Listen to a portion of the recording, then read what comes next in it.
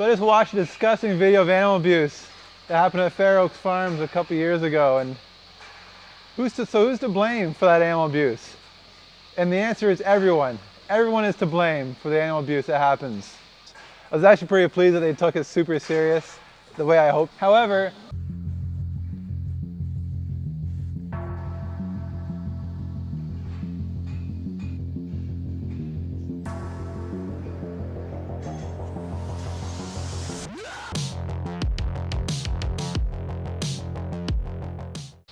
so a couple of years ago, there was an undercover employee that took some footage of animal abuse that happened at Fair Oaks Farm. And that footage went viral. Hey! That footage went viral, and good thing too, because word needs to get out, and because that sort of abuse is unacceptable. And hey now, to be honest, I don't even understand how someone who decides to work with animals can even bring themselves to do that kind of abuse, because typically people who would decide to make a living working with animals enjoy working with animals. So I really hope people understand that that sort of abuse and that sort of animal treatment is not typical, and it definitely shouldn't be that way. It doesn't have to be that way. And when I watched that video, I really struggled to get through it, because I find it absolutely heart-wrenching just to see, just to see people treat animals that way. I've always loved animals ever since I was a kid, and I remember when I was younger, I saved all my money that I had made and bought some goats. And we finally got them home from the farmer that we bought them from, and they were still in the trailer, and I went in the trailer with them just to say hi, because they were pretty skittish. I wanted to start playing with them a little bit. Holy moly. And one of the goats actually got out and ran off, and I was really upset. So what I ended up doing is, instead of going in the house and talking to my mom or my friends or something like that, I actually went out to the barn and found my favorite cow. And without fail, cows always make me feel better. And like later in life, it was actually a period where I thought that maybe I wanted to become a veterinarian. I went and did my undergrad at the University of Guelph, and just before applying, I changed my mind and decided to come home to the family farm instead, because I realized that I'd be able to work more with animals as a farmer than if I were to be a vet. A veterinarian has to deal with all the pet owners and all the paperwork and stuff like that too, not just working with animals. So I really chose a career where I could spend as much time with animals as possible, because that's really where my passion is. I truly love working with animals. And more than that, cows especially. Hey, can we just be friends? What's your deal? Cows especially, I've always had a soft spot for cows. So yeah, watching this video is horrendous, and most people, there, that's better. Just suck my finger. Will that make you friendlier? He's mean. Most people that want to become or work with animals and are farmers do so because they love working with them. And that's the normal case. So I find it really difficult to watch when these animals, these living, breathing, feeling animals, get abused in such horrible ways. So when it happens, who's to blame? And the truth is, absolutely everybody's to blame. The farmer, the owners of the operations, the employees, the managers, the veterinarians, any salespeople that come to the farm, or anybody who visits and witnesses any sort of abuse and doesn't say anything. People that hear about it and don't condemn about it. Absolutely everybody is to blame. And everybody needs to take responsibility and find little ways that they can help prevent animal abuse from happening. But above all, the one who's most at fault and has the biggest role in the animal abuse is not even necessarily the person doing the abuse. It's the owner who's at fault. And the reason for that is because it's the owner's responsibility to create the culture at the farm. And the culture is always top down. It's from the top, the owners down to the managers, down to the employees who determine the culture at any business. And if the culture is not stressed that animals should be treated fairly and treated humanely and treated with love, then it won't happen.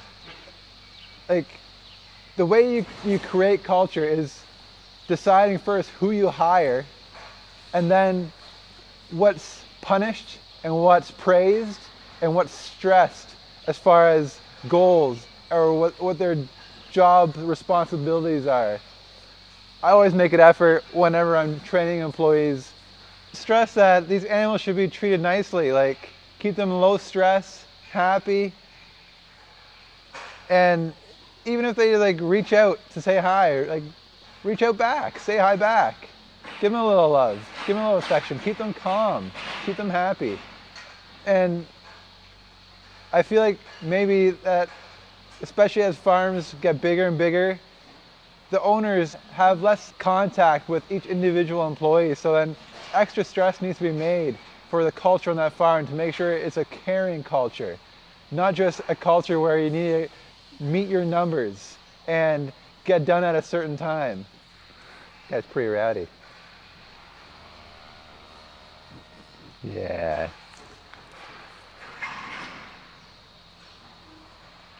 Because it's environments where if the only thing is that's reward is being done on time, being done quick, and then getting your hours and punching the clock, get in and get out. It's run like a factory, and the animals are treated just as numbers or parts of an assembly line. That's when animal abuse can happen so easily. Every employee needs to realize that they're not just numbers, they're not just, I don't know, robots pumping out milk. They're like the living, breathing, feeling animals. So if the owner is no longer spending as much time with each individual employee, they really need to stress that they're creating the proper culture, the culture that will allow for everybody to treat animals with respect. And in a way they do that is by really being picky on who they hire, make sure they're hiring people that truly enjoy working with animals, not just coming for a paycheck. We must be careful to not only praise being done at a certain time or how fast you can get the calves fed or how fast you get the cows milked or what time you can get done and punch your clock and punch your time and leave the operation. That can't be the only thing that's praised. There has to be room or a way to praise also just gentle handling techniques and just spend that extra minute to say hi to a cow that's saying hi to you, just like that. It's good timing. Because when you're in an environment where all that matters is getting in and getting out, when things go wrong or when things don't go according to plan, that's when people get frustrated because they're not making their time. And they're spending time working with cows that might be sick or cows that might be slow or scared, and they don't have patience for it. And also, what's punished is super important too. There has to be zero tolerance for any sort of animal abuse. So when I stopped and looked at what the response was from Fairlife and also from the owners from Fair Oak Farms, I was actually pretty pleased that they took it super serious, the way I hoped that they did. Fairlife completely suspended deliveries from Fair Oak Farms until they got everything figured out what's going on.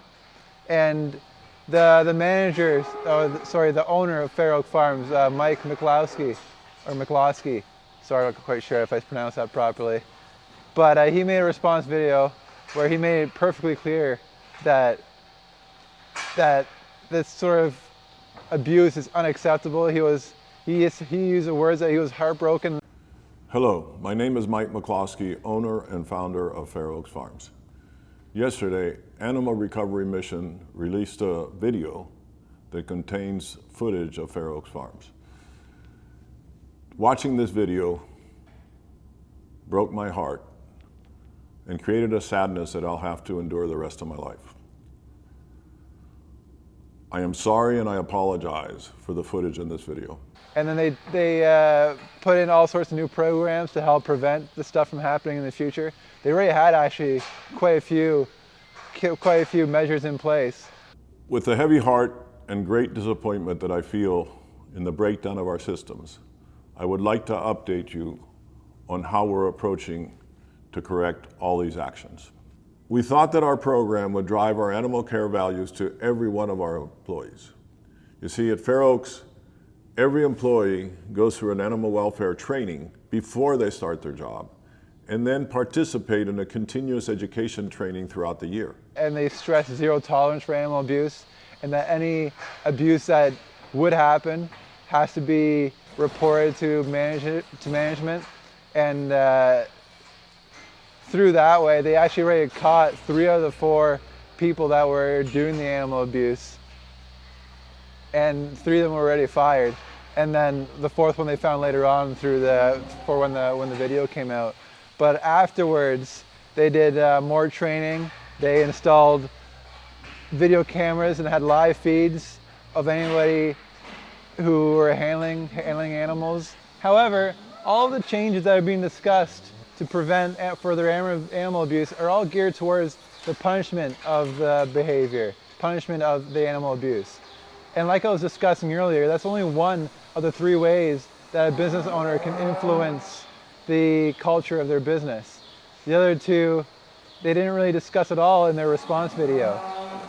So what I would like to see them implement as well is also making sure they praise proper animal care, not only punish poor animal care, not only praise efficiencies in their work or speed of work or how much work they get done, but also just the way they handle the animals, how they care for them, and just taking that extra minute just to keep them calm.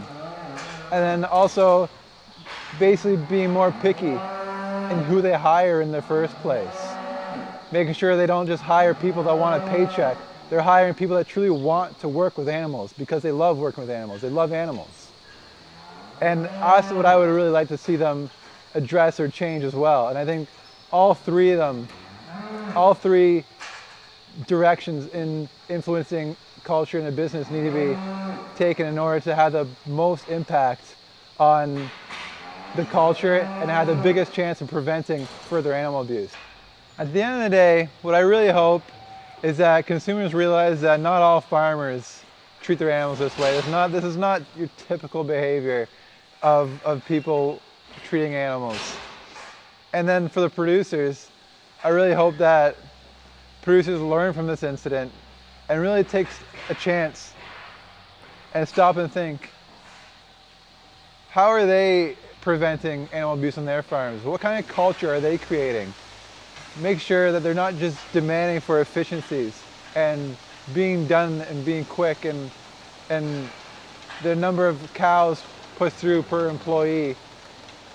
That's not all that's important. I really hope that they take a chance to realize what kind of culture they have on their operation, and make sure that they're also stressing proper animal handling techniques and just in general just caring for animals.